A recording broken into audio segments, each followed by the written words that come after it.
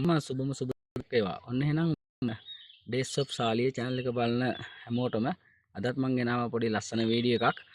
ඔයාලට මම හිතන්නේ වීඩියෝ එක බලනකොටම පේනවා ඇති. නුවරඑළිය පැත්තේ හග්ගල වදුල බණ්ඩාරල පැත්තේ ඇවිදින හැමෝටම මේක සුපුරුදු දර්ශනයක්. ඔයාලා සමහරක් වෙලාවට දැකලා ඇති. විවිධ ස්ට්‍රෝබරි වර්ග කන්න තියෙනවා. ස්ට්‍රෝබරි වලින් ජෑම් හදනවා. ඉතින් මේ තියෙන ස්ට්‍රෝබරි පැලයක්. ඉතින් ඔයාලට පේන ඇති පැලේ හදලා තියෙන්නේ මොකේද කියලා. මලකුත් හැදිලා තියෙනවා. ඒ වගේම ගෙඩි කීපයක් තියෙනවා. මේ සමහර ගෙඩි නම් අපේ බබාලා හැදෙනකොටම කනවා. ඉතින් මේවරත් මේ වස විස මුකුත්ම නැහැ. ඔයාලට ස්ට්‍රෝබරි කන්න ආසයි නම් ඔයාලට පුළුවන් මෙන්න මේ වගේ ස්ට්‍රෝබරි පැලයක් ගෙදර හදාගෙන ඒත් අතුරු පසට ඕනම වෙලාවක කන්න පුළුවන්. වස විස නැහැ. එහෙනම් මේ වීඩියෝ එකක් දන්න අයට ෂෙයා කරන්න. ඒ වගේම ලයික් කරන්න. මේ පිළිබඳව ඉස්සරහට වීඩියෝ එකක් ගේන්න බලාපොරොත්තු වෙනවා. කැමති නම් කමෙන්ට් කරන්න. ඒ වගේම වීඩියෝ එක ෂෙයා කරන්න. ඔයාලට පේනවා ඇති. මෙන්න මේ වගේ මල් පෝච්චි එක තමයි මේ ස්ට්‍රෝබරි පැල හදලා තියෙන්නේ. ඉතින් අපේ ගෙදර ලොකු බබාට එකකුත් ඒ වගේම මේ තියෙන අනිත් බබාට හදලා තියෙන එක. ඉතින් දෙන්නට පැල දෙක හදලා දුන්නම දෙන්න තමයි වතුර දාලා මේක නඩත්තු කරන්නේ. ඉතින් හොරෙන් කන වෙලාවක මම වෙනම වීඩියෝ එකක් ගේන්නම්.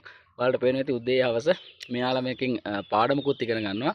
ඒ වගේම ඉතින් මේකේ කොයි වෙලාවෙද ගෙඩියක් හැදෙන්නේ කියලා තමයි යාලා බලාගෙන ඉන්නේ. ඒ වගේම කුෂිකර්මාන්තයටත් යොමු වෙනවා. නිකන් ඉන්න වෙලාවක පැලයක් හදන්න ඒක නඩත්තු කරන්නත් හුරු වෙනවා. ඉතින් ඔයාලට තියෙන වැඩි දෙයක් නෙවෙයි. උදේ පාන්දරට ඉස්කෝලේට යන්න කලින් එහෙම නැත්නම් නැගිට්ටම ළමයි මේවට හුරු කරපුවාම මූණ හොඳදී ඇවිල්ලා වතුර ටිකක් දාලා යනවා. ඒ වගේම හවසට ඇවිල්ලා ආපහු වතුර ටිකක් දානවා. ඉතින් පැලේ නඩත්තු කරනවා, බලා ගන්නවා. වැඩි හිටියන්ට සලකනවා වගේ නිකම්ම මං හිතන්නේ ඒ ගති ගුණත් හුරු වෙනවා. ඉතින් ඔයාලටත් පුළුවන් මෙන්න මේ වගේ ලස්සනට ස්ට්‍රෝබරි පැලයක් හදාගන්න. ඉතින් මේක ඇත්තටම ඉදෙනකන් තේිද දන්නේ නැහැ. මොකද පුංචි ළමයි මේක හැදීගෙන මෙනකොට සාමාන්‍යයෙන් කන්න තමයි ගොඩක් වෙලාවට උත්සාහ කරන්නේ. මොකද බලාගෙන ඉන්න බෑ. සමහරක් වෙලාවට නම් ඉදෙනකන් ඉන්නවා.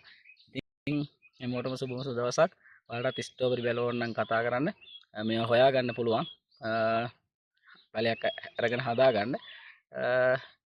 නිදහසේ ඉන්න වෙලාවට නිදහස් කාලය මේ වගේ දෙයකට යොදාගන්න. ඉතින් මේක පැලේ එච්චරම ලොකු සරුවක් නැහැ. මේ ගොඩාක් පායන කාලයක් නිසා ලංකාවේ දැන්. එහෙනම් සීල දෙනාට සුබම සුබ දවසක් වේවා. මේ තියෙන්නේ මම කරලා තියෙන තවත් එක වීඩියෝ එකක්. එහෙනම් සීල දෙනාට සුබම සුබ දවසක්.